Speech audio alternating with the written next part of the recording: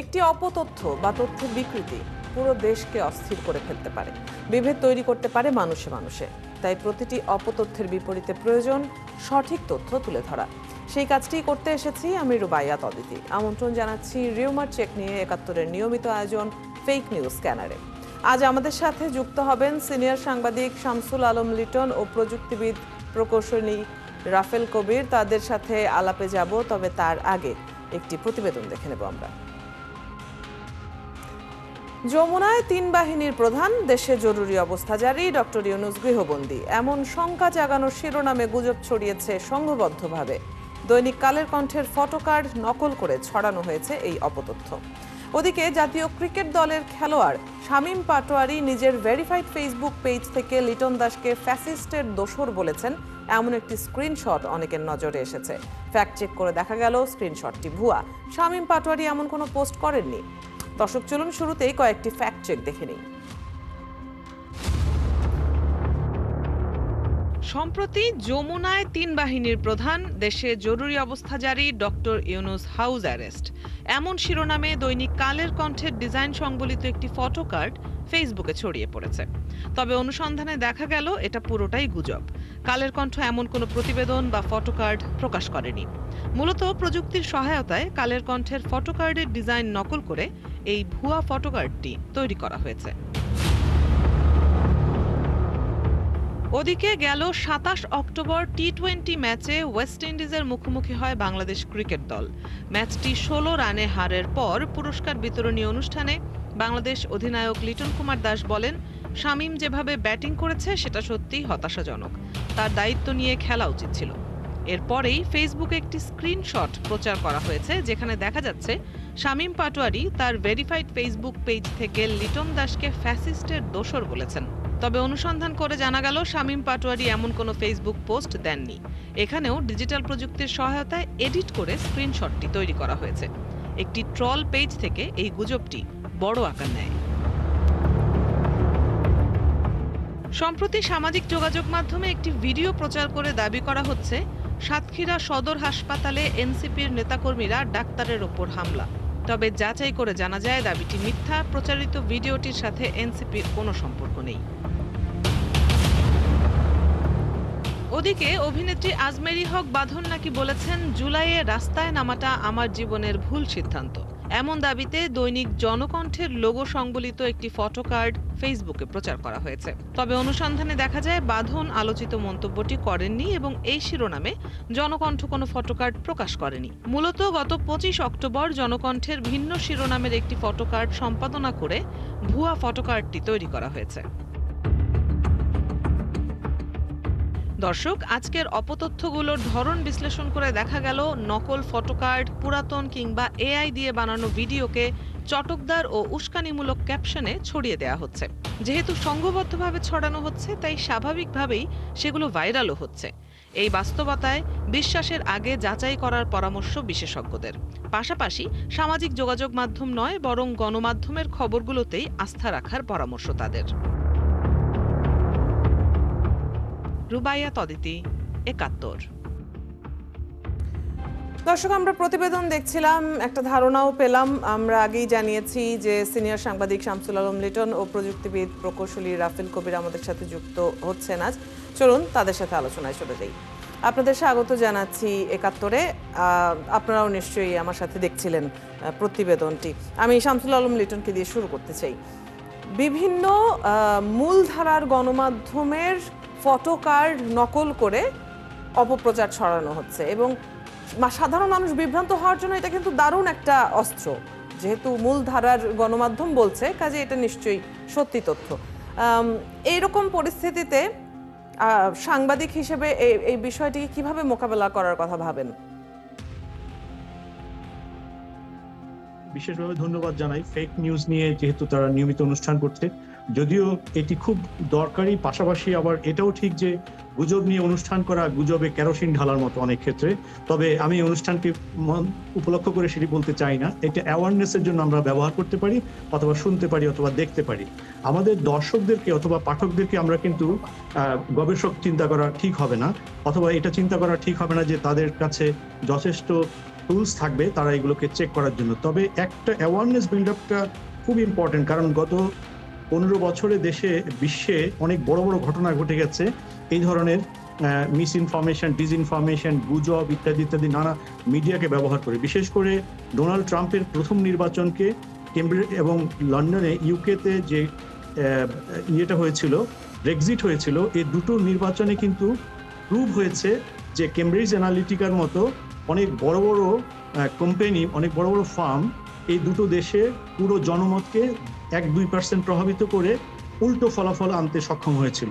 সুতরাং আমাদের মতো দেশে যেখানে আমাদের তথ্য অনেক প্রযুক্তি অথবা আমাদের অ্যাওয়ারনেসের অনেক ঘাটতি আছে, সেখানে আমরা অ্যাওয়ারনেসটাই হচ্ছে মূল কথা, এবং দর্শকদের পাঠককে সবসময় একটা অ্যাওয়ার্ড তৈরি করা যে আপনি যদি কোনো কিছু আউট অফ লাইন দেখেন, সঙ্গে সঙ্গে আপনি ওই পেপারটিতে যান, আপনি ওই মিডিয়াটিতে দেখেন, এবং আপনি ইচ্ছা করলে এআই টুলস ব্যবহার করতে পারেন, ইচ্ছা করলে গুগল ব্যবহার করতে পারেন সেই হেডলাইনটি সহ, তাহলে দেখে যাবেন এটি সঠিক তথ্য না বেঠিক তথ্য। এবং এটা সারা পৃথিবী এই তথ্য প্রযুক্তির যে বিপ্লব, এখানে কিন্তু একটা প্রতি বিপ্লবের মুখোমুখি এই তথ্য নিয়ে।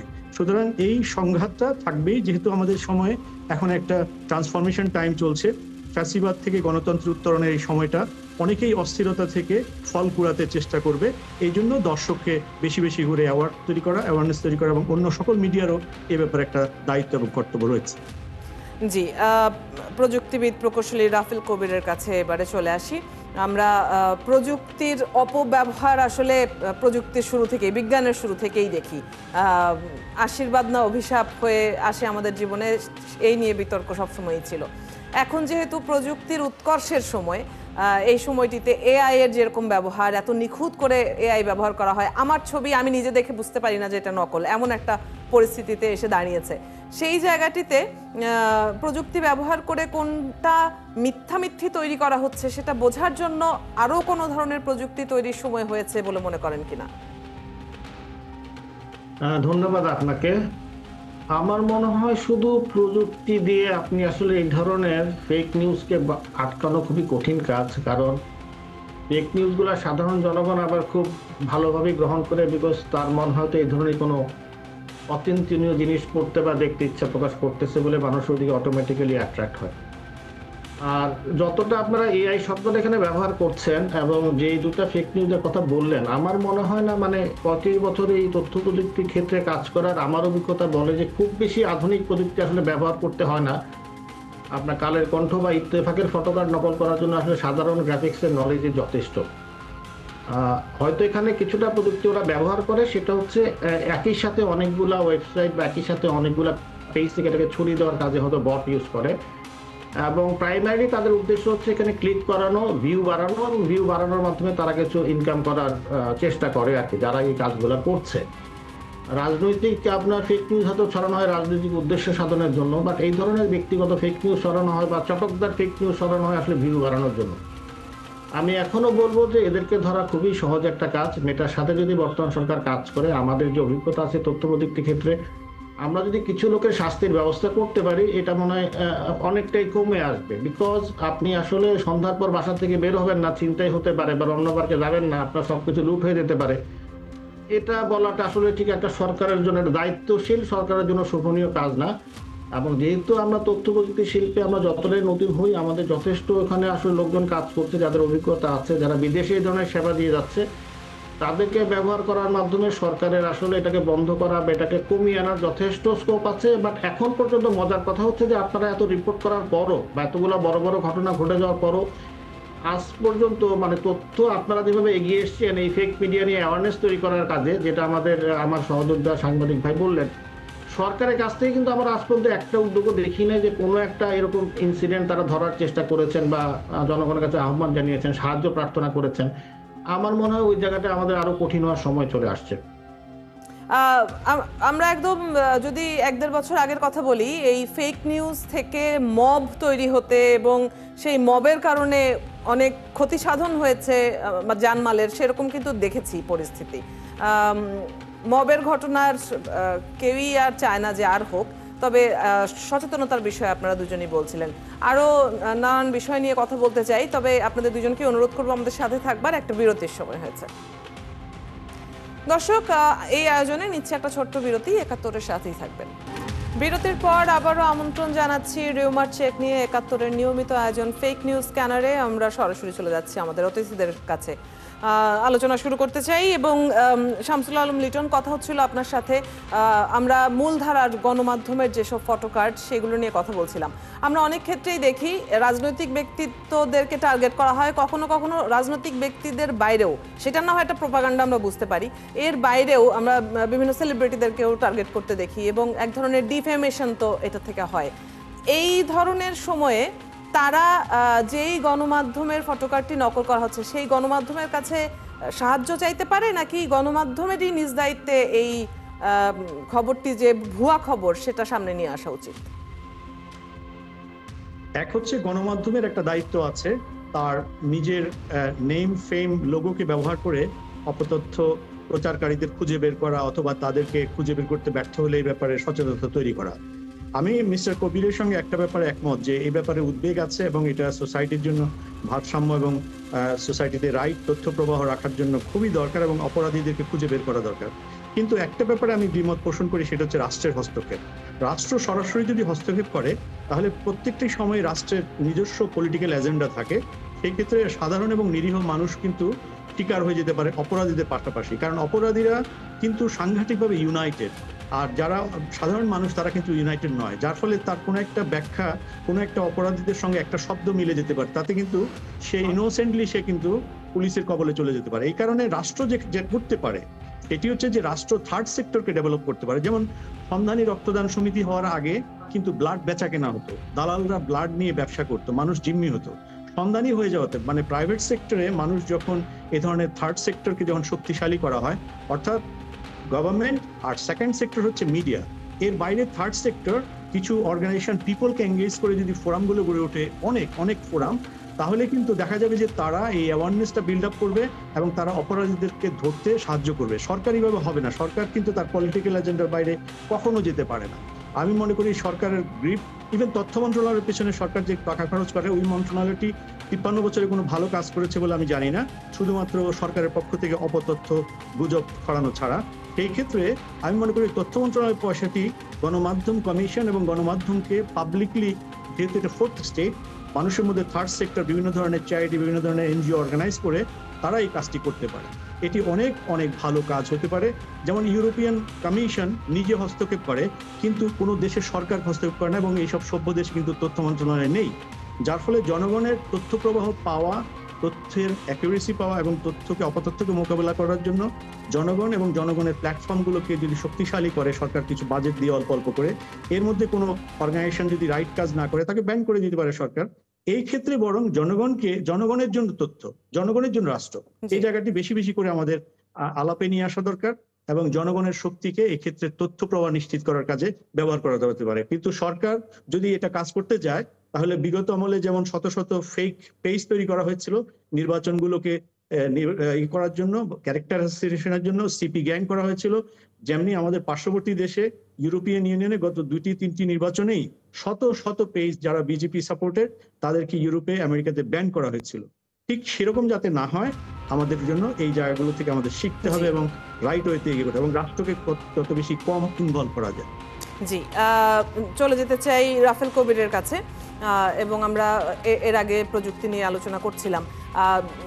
সাধারণত দেখা যায় যে আমরা অনেকবারই এরকম শুনেছি যে এই অপতথ্যটা যেখান থেকে সার্কুলেট হয়েছে, প্রথম ইনিশিয়েট যেখান থেকে করা হয়েছে, যেহেতু সামাজিক গণমাধ্যমে হয়, সেটা মূলত দেশের বাইরে, মানে দেশের বাইরে কেউ অবস্থান করছেন যিনি এই অপতথ্যগুলো ছড়াচ্ছেন।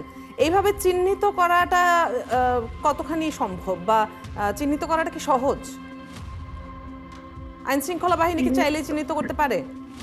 চিহ্নিত আসলে চাইলে আপনি করতে পারেন, বিকজ টেকনোলজি এখন যেরকম অপরাধীদের জন্য টেকনোলজি অনেক আধুনিক হয়েছে, তারা করেছে। সিমিলারলি যেখানে ভালো মানুষ যারা কাজ করেন, যারা সফটওয়্যার প্রফেশনাল, তারাও সিমিলার টাইপের প্ল্যাটফর্ম তৈরি করেছেন যেখানে আপনি আসলে রিয়েল টাইম, মানে প্রতি সেকেন্ডে আপনি সোশ্যাল মিডিয়াকে মনিটর করতে পারেন।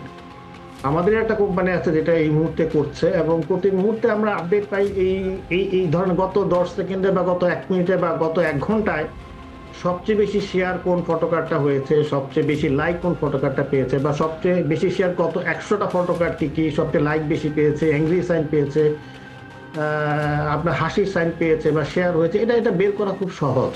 এবং এই ধরনের অপতথ্যগুলো যেহেতু বেশি শেয়ার পায় বা বেশি লাইক পায় বা বেশি অ্যাংরি সাইন পায় বা বেশি লাভ সাইন পায়, আপনি আসলে সফটওয়্যার মাধ্যমে এটা রিয়েল টাইম মনিটর করতে পারেন। এবং চাইলে শামসুল ভাই যে বুদ্ধিটা দিয়েছেন খারাপ না, আমাদের একটা থার্ড বা ফোর্থ এন্টিটি তৈরি করি যারা এটা রিয়েল টাইম মনিটর করবেন। করতে গেলে সেখানে খরচের ব্যাপার আছে, সরকার যদি টাকা দেন করে আসলে প্রতি মুহূর্তে ওখান থেকে আসলে আবার জনগণকে আপডেট করা যাবে যে এটা সবচেয়ে বেশি শেয়ার হচ্ছে, এবং সেগুলোকে আপনি যেই ফটোকার্ডটা শেয়ার হচ্ছে তাদেরকে যদি লোক থাকে আপনি ম্যানুয়ালি চেক করতে হবে যে আদৌ সেটা সত্যি না মিথ্যা। এবং আপনি হয়তো এটা মার্কেটে আসার বা সোশ্যাল মিডিয়া আসার খুব কম সময়ের মধ্যে সবাইকে অ্যালার্ট করতে পারবেন যে ফেক ফটোকার্ড বা ফেক নিউজ বা fake video. This is a part of the story. আরেকটা হচ্ছে যারা করছে অপরাধী ধরতে যদি আপনি চান, এটা যে গ্রাউন্ড জিরো বলি আমরা, মানে প্রথম যেখানে এটা আসে, সেটা মেডিকেল টার্মে ইউজ হয়, টেকনোলজি টার্মে ইউজ হয়, সেটাও আসলে মেটা বা গুগলের সহযোগিতায় বের করা খুবই সহজ। এবং আসলে সে পৃথিবীর যেখানেই থাকুক, আপনার যেহেতু আলটিমেটলি কোনো না কোনো সার্ভার এবং আইপি অ্যাড্রেস ইউজ করে সেটাকে প্রকাশ করছে, বা ভিপিএন ইউজ করলে আসলে আমরা একদম এন্ডে চাইলে যেতে পারি টেকনোলজির মাধ্যমে। আমার মনে হয় এরকম 2-3 জনকে যদি আইনের আওতায় আনা যায়, সেটা সামাজিকভাবে হোক, কোনো এনজিওর পক্ষ থেকে, করাটা অনেকখানি সদিচ্ছার উপরে নির্ভর করছে। একটু যদি আসলে চেষ্টা করা হয় তাহলে এটা সম্ভব।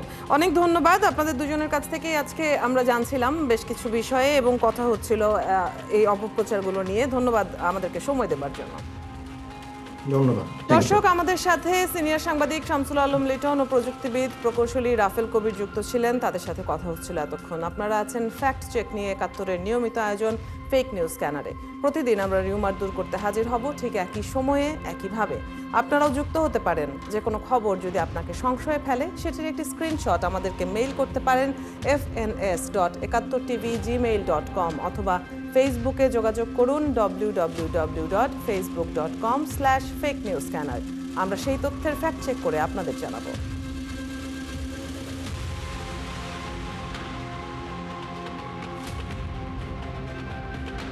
চটকদার শিরোনাম দেখে ক্লিক করবেন না। বিশ্বাস আর প্রতিক্রিয়া জানানোর আগে ফ্যাক্ট চেক করুন। থাকুন ৭১-এর সাথে।